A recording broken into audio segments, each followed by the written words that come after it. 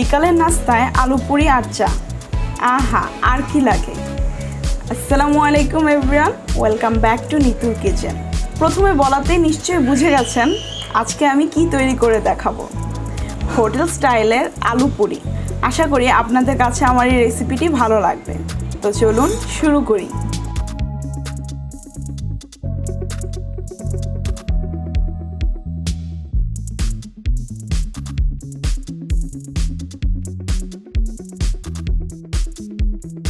প্রথমে পুরি তৈরির জন্য ডো তৈরি করে নেব। এর জন্য 1 কাপ ময়দা দিয়ে দেব, স্বাদ অনুযায়ী লবণ ও 1 টেবিল চামচ তেল দিয়ে একসাথে মিশিয়ে নেব।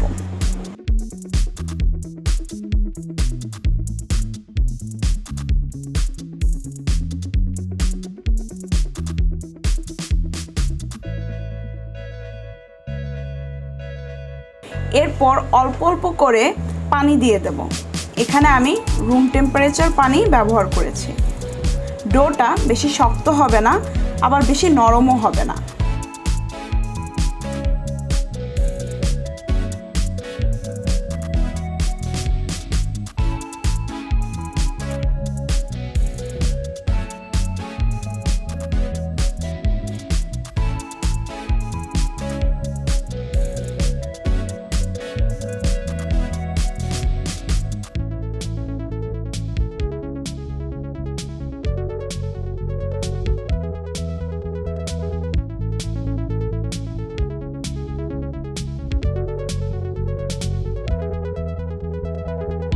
ডোটা মথে নেওয়ার পর 10 মিনিটের জন্য রেস্টে রেখে দেব।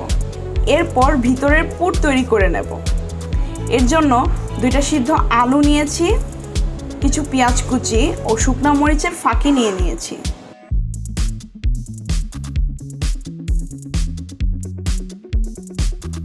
এখন পেঁয়াজ, শুকনো মরিচের ফাঁকি লবণ দিয়ে একসাথে চটকিয়ে মিশিয়ে নেব।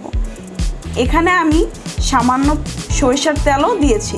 আপনারা চাইলে সরিষার তেলের বদলে নর্মাল সয়াবিন তেলও দিতে পারেন।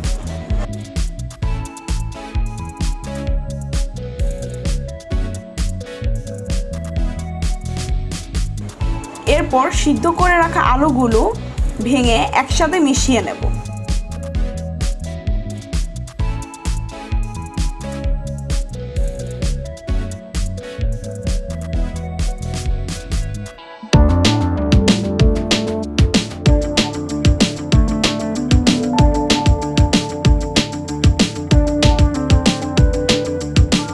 ছোট করে লেচি কেটে হাতের সাহায্যে এভাবে চ্যাপ্টা করে ভিতরে আলুর পুর দিয়ে দেব।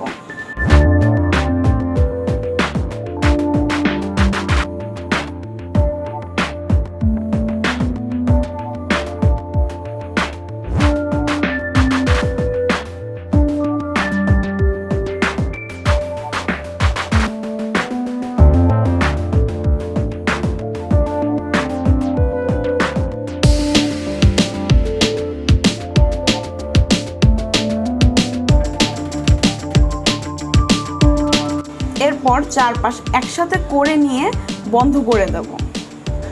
দেখতেই পাচ্ছেন কিভাবে করতে হবে।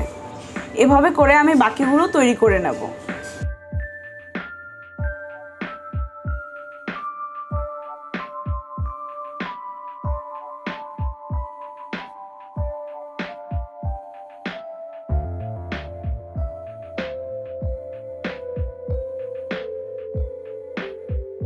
এরপর যেখানে বেলা হবে সেখানে সামান্য তেল দিয়ে গোল করে পুরি বেলে নেব।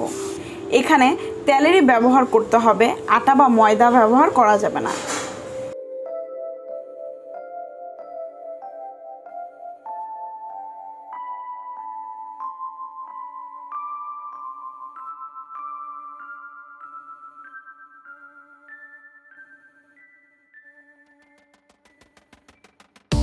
এভাবে করে সবগুলো পুরি বেলে নেব।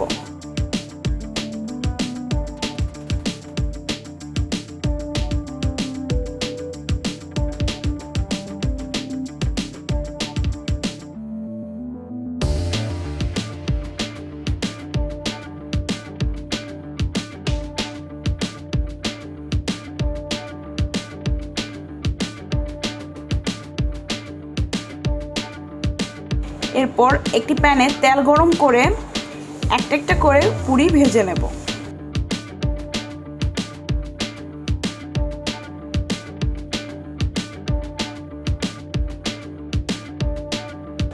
দেখতেই পাচ্ছেন পুরিগুলো কি সুন্দর করে ফুলে উঠছে।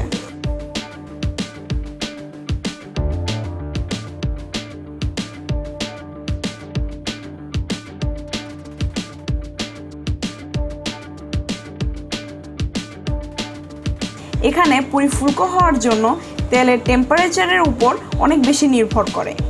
এই পুরি ভাজার সময় খেয়াল রাখতে হবে যাতে তেল খুব বেশি ঠান্ডা বা খুব বেশি গরম না থাকে। এভাবে করেই আমি বাকি পুরিগুলো ভেজে নেব।